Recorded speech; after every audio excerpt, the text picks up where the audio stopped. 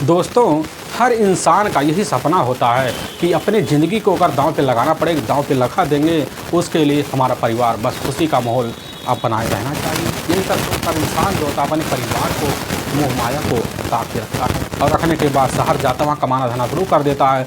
लेकिन एक दिन उसके सामने कुछ ऐसी सच्चाई आता है जिसकी वजह से उसके परिवार में पड़ रहे आपदा को भी वह टाल नहीं पाता है और एक व्यक्ति की निर्मम तरीके से हत्या हो जाती है। आज की घटना में सेम कुछ ऐसी होता है। नमस्कार दोस्तों, मैं प्रदीप कुमार आपको इस क्राइम ऐसे कैसे चैनल पर मैं स्वागत करता हूं। दोस्तों आज की यह जो सच्ची घटना है, यह घटना सुनाने से पहले मैं आपसे छोटा सा रिक्वेस्ट करना चाहता हूं, क्योंकि आप अगर इस चैनल पर नए हो और पहली बार हो तो एक बार जाकर अपने इन्हीं प्यारे हाथों से आप इस चैनल को लाइक और सब्सक्राइब और शेयर ज़रूर करें, ताकि आपकी वजह से इम्पोर्टेंट होने के नाते यह जो वीडियो है आज काफ़ी लोगों तक पहुंचाया जा सके। और इसके लिए हम आपके तहे दिल से शुक्रगुजार रहेंगे। और इसके लिए आपको एक बार अपना नाम भी आज कमेंट बॉक्स में दर्ज करना पड़ेगा, ताकि आपका नाम कल के वीडियो में बड़े ही प्यारे लफ्ज़ों में हम ले सकें। दोस्तों आज की यह जो सच्ची घटना है, यह घटना है ठीक राजस्थान प्रदेश, और उसी में ही एक राजसमंद जाना माना जिला पड़ता है और उसी में ही एक खमने जाना माना थाना पड़ता है और ठीक उसी में ही एक टिमड़ी गांव पड़ता है। उसी गांव के ही रहने वाले मांगू सिंह राजपूत होते हैं, जिनकी उम्र लगभग अब इधर 45 साल के आसपास होता है। उनकी अपनी पत्नी भी होती है अंगछी राजपूत, जिसकी उम्र लगभग अब 40 साल के आसपास होता है। लेकिन इधर मांगू सिंह राजपूत के टोटल 3 बच्चे होते हैं, लेकिन तीनों के तीनों अब बेटी होती हैं, जिसमें बड़ी बेटी अब ललिता होती है और मझली बेटी हांजा होती है और सबसे छोटी बेटी अब सीता होती है। लेकिन इधर मांगू सिंह राजपूत के अपने पिता भी होते हैं किशन सिंह राजपूत, और अपनी माँ भी होती है इधर साबाबाई जो होती है अपने परिवार के पूरे तरह से पालन पोषण करने में वह कोई कमी नहीं छोड़ती है। लेकिन अब मांगू सिंह राजपूत के अपने पिता भी होते हैं किशन सिंह राजपूत, और अपनी माँ भी होती है और समाबाई राजपूत है। लेकिन समाबाई राजपूत जो होती है अपने पूरे परिवार की स्थिति को जानती थी, तौर तरीके से अपने बहू और अपने पोतियों के साथ अपने घर में अब एक सरल स्वभाव में रहा करती थी। लेकिन समय जब बीतने लग जाता है, मांगू सिंह राजपूत को लगता है कि अरे यह जो परिवार हमारा काफ़ी बड़ा है, यह परिवार हमारे इस गांव में दिहाड़ी मजदूरी करने से चलने वाला नहीं, जिसकी वजह से अब वह मांगू सिंह फैसला लेता है और लेने के बाद ठीक जो होता है अपने परिवार की ज़िंदगी को अपने गांव के भरोसे छोड़कर वहां से निकल जाता है। सोचता है कि हमारे जाने के बाद ही हमारे परिवार में चल रहे बच्चों का और पत्नी का और माता पिता का खर्चा बर्चा बेहतर तरीके से चल पाएगा। अब यही सब सोच साच कर मांगू सिंह जो होता है अपने एक दोस्त के साथ अब मुंबई चला जाता है, और मुंबई बड़े तौर तरीके से रहता है। एक कमरा मिलता है उसको किराए पर, भाई काफ़ी महंगा मिलता है, और वहाँ पर रहता है अपने कुछ दोस्तों के साथ। लेकिन वहाँ पर रहते रहते वहाँ की स्थिति को देखता जानता पहचानता है, और मांगू सिंह जो होता है वहाँ रहकर अब एक कबाड़ीगिरी का काम शुरू कर देता है। धीरे धीरे छोटा होता है, बड़ा बड़ा कबाड़ी से संपर्क करना शुरू कर देता है। अब उसके पास काफ़ी आमदनी होना शुरू हो जाता है। अब आमदनी में जो हिस्सा होता है उस हिस्से से आधा लगभग ज़्यादा अपनी पत्नी गमछी के हाथों में रख देता है, और गमछी पाती सास ससुर की सेवा और बच्चों की पढ़ाई में खर्च किया करती थी। और वह पे पारिवारिक मजबूरी को जानती है, समय के हिसाब से उसमें ढल जाती है। लेकिन उसी भी सोचती है कि हमें भी कोई ना कोई हथकंडा तो अपनाना चाहिए, ताकि हमारी वजह से भी हमारे परिवार का खर्चा बर्चा चल पाए। यही सब सोच साच कर अब गमछी जो होती सोचती हमें भी कोई रोज़गार के लिए किसी औरत से संपर्क तो करना पड़ेगा, क्योंकि गमछी को पता होता हमारे घर में हमारे गाँव में काफ़ी औरतें हैं, जो औरतें जो होता है अब हलवाई गिरी का काम जो होता है काफ़ी कारीगरी के साथ करते हैं और शादी विवाह में जाते हैं, उनको भी हाथ में मुनाफा आता है। यही सब सोच कर गमछी उनसे संपर्क करती है और ठीक जो होता है अब उन्हीं के साथ जाती है। अब जहाँ भी शादी विवाह होता है, पार्टी होता है, उसी में एक कारीगर की सहायता होता, तो सहायता के तौर पर इधर गमछी भी पहुंच जाती और वहीं पूड़ी बेलने का काम भी करती, और शाम के टाइम उसके हाथ में कुछ पैसे आ जाते। अब उसी से उसका परिवार चलने लग जाता है। और गमछी इसी चीज़ की रोज़ के लिए अब जो होता अपने घर से सुबह निकलती और कहीं ना कहीं पार्टी में जाती और बड़े बड़े हलवाई संपर्क करती, उन्हीं के साथ मिलकर उनके ही सदस्य में शामिल होकर तौर तरीके से पूड़ी बेलने का काम किया करती थी, क्योंकि उसकी जो स्थिति होती है तौर तरीके वाली होती है। लोग देखकर उसके तारीफ भी क्या करते थे। गमछी अब उसी में रहकर तौर के पैसे भी कमाया करती थी। लेकिन समय तो बीतने लग जाता है और समय के हिसाब से जो होता है गमछी अपने पूरे परिवार में ढल जाती है। तभी घटना की जो शुरुआत होने वाली है वह कुछ साल के बाद गमछी जो होती है अपने ही गांव में एक पार्टी में मौके पर अब पूरी बेल रही थी। उसी के सामने एक कारीगर होता है जो गमछी के ऊपर लगा तक अब नजा गड़ाया हुआ होता है और जिसका नाम होता है नाथू सिंह राजपूत, जो गमछी के ही अब इधर एक सोलकियो जाना माना इलाका पड़ता है, उसी का भागलपुर गांव पड़ता है। अब अगला गांव का रहने वाला होता है अब इधर नाथू सिंह राजपूत।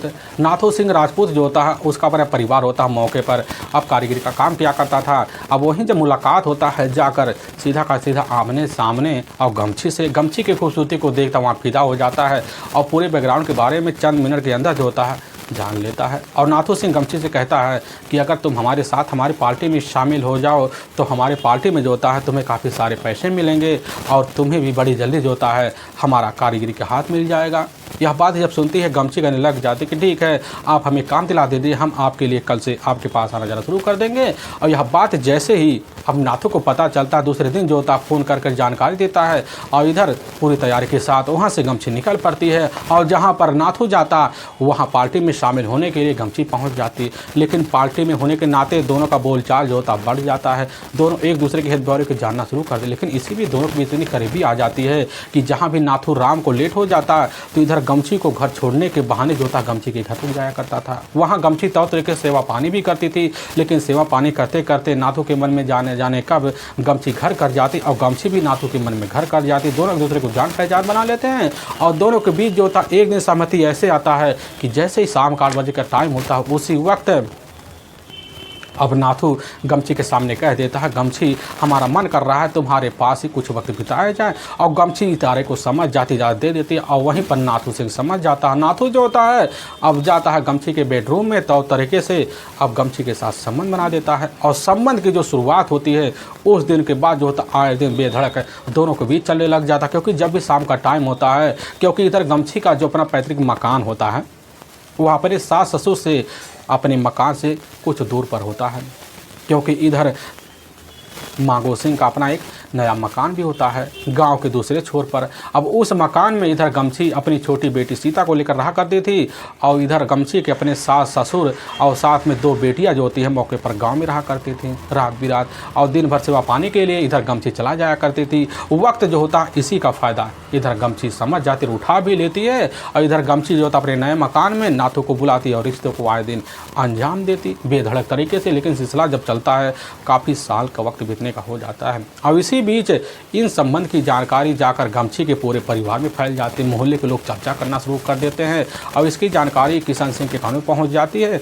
और अपने बहू के पास समझाते बुझाते हैं और वह 4 दिन तो मामले शांत रहते हैं। लेकिन दोबारा जब शुरू हो जाता दोबारा खबर किशन सिंह के कान में पहुँचते अपने बहू के पास पहुँचते हैं तो तरह की धमकियाँ भी देते हैं कि तुम्हारा जो हो रहा है यह कर्म हमें पता है, इसको शांत रखो तो तुम्हारी ज़िंदगी बदल सकती है। लेकिन इधर अब गमछी थी पूरी तरह से नाथू सिंह के प्यार में पागल, हर वक्त मिलने के लिए बेकरार उठती है। लेकिन एक दिन जैसे शाम का टाइम होता उसी वक्त नाथू सिंह घर में से निकलता हुआ किशन सिंह को दिखाई दे करने लग जाते हैं कि तुम्हारा इस घर में आने का क्या मकसद है। नाथू कह देता हड़बड़ाते हुए कि हम इस घर में आए थे अपने एक मकसद से, क्योंकि हमें जो होता है कुछ बकाया पैसे अब गमछी को देने थे, वही देने के लिए हम आए हुए थे। लेकिन यह बात जैसे ही अब किसान सुनते करने लग जाते कि अब पैसे और यहाँ तक तुम्हें अपने ही संस्था में शामिल करने का कोई हक नहीं है। अब तुम हमारी बहू के पास हमारे घर में मत आना, तुम कोई और की तलाशी कर लो कारीगरी के लिए। अब यह बात नाथू सुनता समझ जाता कि इस बात की जानकारी किसी को लग गई है। अब लेकिन उसी दिन से अब जो होता दोनों मुलाकात लगभग कुछ दिन बंद कर देते हैं। लेकिन नाथू सिंह अब इधर गमछी दोनों एक दूसरे के मिलने के लिए बेकरार उठते हैं। तभी नाथू सिंह जाता बाजार में एक मोबाइल लेता है, मोबाइल लाकर चोरी छुपे गमछी को पकड़ा देता। गमछी उसी से बात किया करती थी, लेकिन जब भी मौका देती देखने के बाद अपने बेडरूम में नाथू को बुलाती, फिर रिश्तों को अंजाम देती। अब सिलसिला यह चलता है। अब चलते चलते एक दिन जैसे दोपहर का टाइम होता है तो उसी वक्त नाथू सिंह घर में जो होता है बढ़ाते हुए अपने कुछ अवस्था को लेकर बाहर निकलता है और तभी किशन सिंह देख लेते हैं, सन्न रह जाते हैं और वहीं अब नाथू और किशन सिंह के बीच झगड़ा हो जाते हैं और किशन सिंह जो होते हैं उसी वक्त नाथू के घर पहुंच जाते हैं। पूरे घर वालों से सामने जो होता है वहीं पूरी बात नाथू सिंह के बारे में रख देते हैं। पूरे परिवार वाले शाम हो जाते हैं। और जैसे नाथू सिंह जो होता है अपने पिता बंद सिंह के साथ पहुंचता है घर, और पहुंचने के बाद उसके जो पिता होते हैं नाथू सिंह को समझाते बुझाते हैं और वहीं पिटाई कर देते हैं। अब नाथू सिंह जो होता है इधर किशन सिंह से काफ़ी खपा हो जाता है, जिसकी वजह से अब नाथू सिंह जो होता है हर दिन अपनी बहू के पहरे के लगाने के वास्ते जो होता है अब जाते अपने बहू के ठीक मकान के सामने एक बाड़ा होता है, उसी में जाकर अब पहरेदार के तौर पर सो जा करते थे, जिसकी वजह से अब दोनों की मुलाकात आए दिन बंद हो जाया करती थी। लेकिन इधर जब भी मौका मिलता किशन जो होते हैं अब गमछी के पास आते हैं, और इधर जब कभी भी नाथू का नाम लेते गमछी भन्ना आ जाती, जिसकी वजह से अब किशन और गमछी के बीच आए दिन झगड़े तकरार हो जाते हैं। लेकिन दूसरी उसकी जो खबर होता है जाकर कैसे न तैसे मांगू सिंह को लग जाती है। मांगू जब खबर पाता है उसकी ज़िंदगी में लगता है उठल पुठल हो गया है, क्योंकि उसको यकीन नहीं होता जिसके भरोसे अपना पूरा घर परिवार छोड़ के आई थी आखिर वही घर में रहकर ऐसा खेल खिला रही है। लेकिन मांगू सिंह जो होता है अपनी पत्नी को समझाता बुझाता है और पूरी पत्नी वर्ताता की वास्ता भी देती है। मांगू को यकीन हो जाता है क्योंकि वो मौके पर बम्बई रहता है। और इधर किशन के घर में पहरा की वजह से दोनों का मिलना जुलना बंद भी हो जाता है। और तभी ठीक 22 जुलाई साल 2014 का ही अब शाम का वक्त होता है। तो उसी वक्त जो होता है जैसे ही बाड़े में आकर किशन सिंह सोते हैं तो इधर अब गमछी पहुंचती है उन्हीं के पास और उन्हीं के पास नाथू सिंह का नाम ले लेती है। और वहीं किशन सिंह जो होते हैं अपनी बहू के साथ झगड़े करना शुरू कर देते हैं। दोनों के बीच पिटाई तक का नौबत आ जाता है और गमछी अपने कमरे में जाती है